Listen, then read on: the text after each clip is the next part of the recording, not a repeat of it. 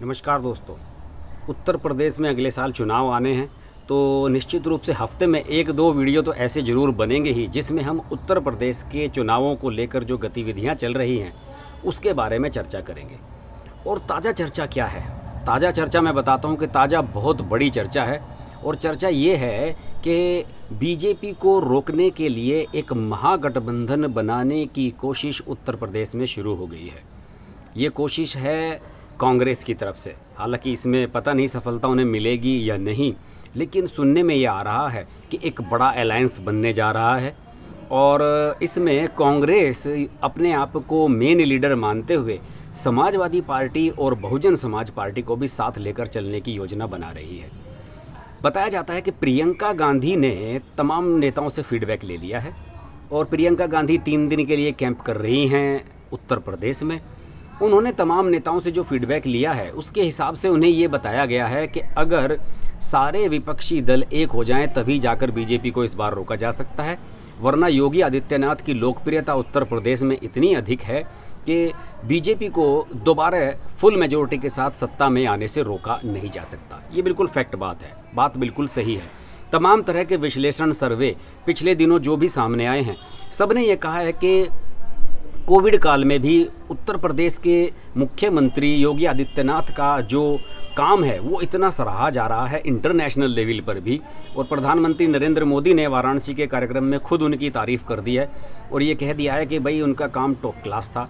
यानी कि हर तरफ से योगी आदित्यनाथ के लिए ग्रीन सिग्नल अभी नज़र आ रहा है और इससे विरोधी दलों में बेचैनी होना लाजमी है। कांग्रेस वैसे तो शून्य है, उत्तर प्रदेश में कुछ नहीं है, उसकी स्थिति बहुत ही ज़्यादा वीक है, लेकिन उसके बावजूद भी वो अपनी तरफ से पूरी कोशिश कर रही है कि किसी भी तरीके से मैनेज किया जाए, सारे विपक्ष को एक करने की कोशिश की जाए। क्योंकि कांग्रेस को ये लग गया है कि अगर सभी के सभी अलग होकर लड़ेंगे, अखिलेश यादव अलग लड़ेंगे, मायावती अलग लड़ेंगी, कांग्रेस अलग लड़ेंगी, तो बीजेपी का काम और भी आसान हो जाएगा। हालांकि पिछले विधानसभा चुनाव में 2017 में जो विधानसभा चुनाव हुआ था उसमें राहुल गांधी और अखिलेश यादव के बीच में बात हुई थी और कांग्रेस और सपा के बीच में गठबंधन हुआ था। लेकिन उसके सपा के साथ जो गठबंधन हुआ था उसमें से लंबा चौड़ा हिसाब किताब चला था। पहले तो यही तय करना मुश्किल था कि कितनी सीटों पर कांग्रेस लड़े और कितनी पर समाजवादी पार्टी, क्योंकि समाजवादी पार्टी तो उस समय सत्ता में थी और ज़्यादातर सीटों पर उसी के विधायक थे।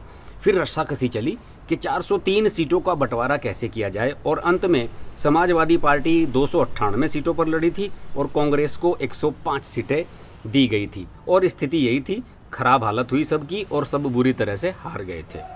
और 2019 का जब लोकसभा चुनाव आया तो उस समय बसपा और सपा का हिसाब किताब बहुत ख़राब था। दोनों 2014 में बुरी तरह से हार का सामना यहाँ पर कर चुके थे और ऐसे में दोनों के बीच एक गठबंधन हुआ और अखिलेश यादव ने इसकी पहल की। वो मिलने के लिए खुद मायावती के घर पर गए थे और कहा था कि बहन जी, अगर हमें बीजेपी को दोबारा यहाँ पर 80 सीटों में डोमिनेट करने से रोकना है तो हमें साथ आना होगा। दोनों साथ आए और दोनों मिलकर 15 सीटें जीत पाए। 10 मायावती की पार्टी को और अखिलेश यादव को 5 जो उनकी परिवार की प्राइवेट लिमिटेड पार्टी की जो सीटें हैं वही सब वो जीत पाए, उसके अलावा वो कोई नहीं जीत पाए। ये एक तरह का सेटबैक था। लेकिन उस समय राजनीति के जो जानकार हैं उनका ये कहना था कि अगर सपा और बसपा विधानसभा चुनावों में भी ये पैक्ट करार जारी रखें तो ये ज़्यादा इफेक्टिव हो सकता है। और ये फैक्ट बात भी है, क्योंकि मुस्लिम और दलित कॉम्बिनेशन डोमिनेटिंग होता है। और सपोज कीजिए कि किसी सीट पर अगर ठाकुर ज़्यादा हैं और वहाँ पर किसी ठाकुर को टिकट दे दिया गया सपा के टिकट पर या बसपा के टिकट पर, तो उसे मुस्लिम भी मिल जाएंगे, दलित भी मिल जाएंगे और ठाकुर वोट भी कुछ मिल सकते हैं। हालांकि ये नहीं है कि इसकी जीत निश्चित है, लेकिन समीकरण डेडली कॉम्बिनेशन बनता है विधानसभा चुनाव की अगर मैं बात करूँ तो। क्योंकि लोकसभा चुनाव का जो सिनेरियो है वो बहुत बड़ा हो जाता है और उसमें राष्ट्रीय मुद्दे, देश हित की बात, राष्ट्रभक्ति, ये सब चीज़ें भी हावी हो जाती हैं। कास्ट फैक्टर उतना उसमें मायने नहीं रखता। ये पिछले कुछ चुनावों का ये ट्रेंड रहा है, लेकिन विधानसभा चुनाव में ऐसा नहीं होता। यहाँ पर कास्ट फैक्टर भी बहुत ज़्यादा मैटर करता है। छोटे छोटे पॉकेट्स में चुनाव होता है और 1000-2000 से भी जीत हार हो जाती है। देखिए, पश्चिम बंगाल में बीजेपी कई सीट ऐसी आ रही है जिसमें जीत हार का अंतर 3-4 हज़ार सीटों का था और बीजेपी की सीटें आसानी से 100-125 पहुँच सकती थी। लेकिन बहुत ही माइनर मार्जिन से भी, बहुत छोटे मार्जिन से भी विधानसभा में डिसीजन हो जाता है। तो अब मुझे ऐसा नज़र आ रहा है कि अभी मुलाकात हुई है कमलनाथ की सोनिया गांधी के साथ, और बताया जाता है कि उसमें प्रियंका गांधी भी मौजूद रही हैं, और ये भी सुनने में आ रहा है कि कमलनाथ को उत्तर प्रदेश का चुनाव मैनेज करने की कमान सौंपी जा सकती है। कमलनाथ फ्री हैं, मध्य प्रदेश के मुख्यमंत्री थे, अब बिल्कुल फ्री हैं, लेकिन सोनिया गांधी के विश्वास पात्र हैं, मनी माइंडेड हैं, पैसा कमाना भी जानते हैं, और पैसे को किस तरीके से खर्च करना है, कहाँ पर लगाना है, वो भी जानते हैं। तो ये सुनने में आ रहा है कि तीनों के बीच एक मीटिंग हुई है, और ये कोशिश की जा रही है कि इसमें बात की जाए समाजवादी पार्टी और बसपा के साथ कि भाई तीनों मिलकर बात करें तो कुछ बात बन सकती है। हाँ, यहाँ सवाल यही आएगा कि मुख्यमंत्री किसका बने। देखिए, कांग्रेस का तो मुख्यमंत्री बनेगा नहीं, और अखिलेश यादव और मायावती के बीच में आपस में यह तय कराना कि भाई एक सीएम बन जाओ, एक डिप्टी सीएम बन जाओ, ये भी बड़ा टफ जॉब होगा। इसमें मुझे लगता है कि कांग्रेस आसानी से अखिलेश यादव को तो हैंडल कर सकती है, क्योंकि 2017 में भी दोनों साथ थे, लेकिन मायावती को इस त्रिकोणीय जो 3 वाला जो अलायंस है, इसमें एडजस्ट करना बहुत मुश्किल काम होगा। वैसे मायावती बुरी तरीके से परेशान हैं, और 2017 में जो उनके 19 विधायक हैं, उनमें से 11 विधायकों को अब तक निष्कासित कर चुकी हैं। बहुत बुरी हालत है। टिकट मांगने कोई नहीं आ रहा है, कह रही हैं कि मैं युवाओं को टिकट दूंगी, फलां को टिकट दूंगी, लेकिन सब जानते हैं कि मायावती की पार्टी में पैसा लेकर टिकट दिए जाते हैं, और अब इस बार उनकी जो हालत है उसे देखते हुए कोई पैसा भी देने के लिए तैयार नहीं है। तो हो सकता है कि ऐसी स्थिति में मायावती वीक पड़ें, और किसी तरीके से प्रियंका गांधी या सोनिया गांधी उन्हें कन्विंस करने में सफल हो जाएं कि आप भी इस अलायंस में आ जाएं। तो इसमें बहुत ज़्यादा पॉसिबल है कि 400 सीटें हैं, 400 सीटों में से कितना हो सकता है, 150 सीटें बसपा और सपा लड़ लें, और 100 सीटें कांग्रेस को दे दें, या कांग्रेस तो कम में भी मान जाएगी। अंडरस्टैंडिंग पॉसिबल है। और यही सुनने में आ रहा है कि अब सोनिया गांधी कार्यकारी अध्यक्ष बनाने जा रही हैं कमलनाथ को, और उनका पूरा फोकस यही रहेगा कि अगले साल उत्तराखंड, पंजाब और उत्तर प्रदेश, इन चुनावों में हलचल मचाई जाए।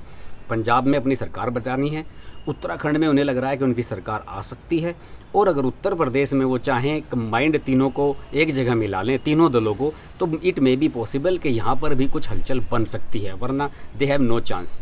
तो मुझे ऐसा लग रहा है कि आने वाले समय में अगर ये त्रिकोणीय एक तिगड्डी बनती है इन तीनों की, सपा, बसपा और कांग्रेस की, तो उत्तर प्रदेश के विधानसभा चुनाव इंटरेस्टिंग हो सकते हैं। लेकिन इस पर हमें नज़र रखनी होगी, और इस पर यह देखना होगा कि मायावती का रवैया इसके प्रति क्या कहता है, और सबसे बड़ा चैलेंज इसमें क्या होगा, मुख्यमंत्री कौन बनेगा, ये बड़ा सवाल है।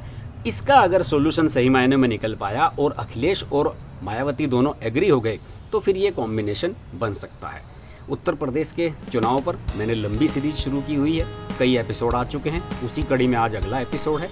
आशा है कि आपको कि उत्तर प्रदेश चुनावों के ये वीडियोज अच्छे लगते होंगे। मैंने एक अलग से प्लेलिस्ट बनाई हुई है जिसमें लगभग 100 वीडियो मैं उत्तर प्रदेश के 2022 के विधानसभा चुनावों को लेकर पहले से ही बनाता रहा हूँ, आप उन्हें भी देख सकते हैं। और अगर मेरे वीडियो आपको अच्छे लगते हैं, इनको शेयर ज़रूर करें, लाइक करें, कमेंट्स के माध्यम से अपना फीडबैक दें, और चैनल को सब्सक्राइब कर लें। नोटिफिकेशन के लिए बेल आइकन जरूर प्रेस कर लें, वरना आप मुझसे लाइव नहीं जुड़ पाएंगे। देखते रहिए हर्ष की बात लाइव। नमस्कार। नमस्कार दोस्तों, मैं हूँ रवीना टंडन और आप देख रहे हैं हर्ष की बात। हर्ष जी एक बहुत ही सीनियर और बहुत ही समझदार जर्नलिस्ट हैं, एंड मेरे मित्र भी हैं। तो बहुत खुशी है मुझे आपको बताने के लिए कि उनका ये जो YouTube चैनल है बहुत ही कामयाब है, और उसके लिए मैं उनको बहुत मुबारकबाद देना चाहती हूँ। एंड एक चीज़ ज़रूर कहूँगी उनके लिए कि वो बहुत एक अच्छे इंसान भी हैं।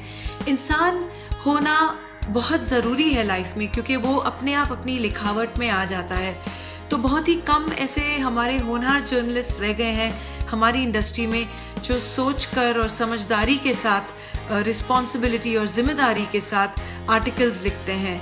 सो कॉन्ग्रेचुलेशंस हर्ष जी, एंड आप लोग ज़रूर देखिए, लाइक कीजिए हर्ष की बात।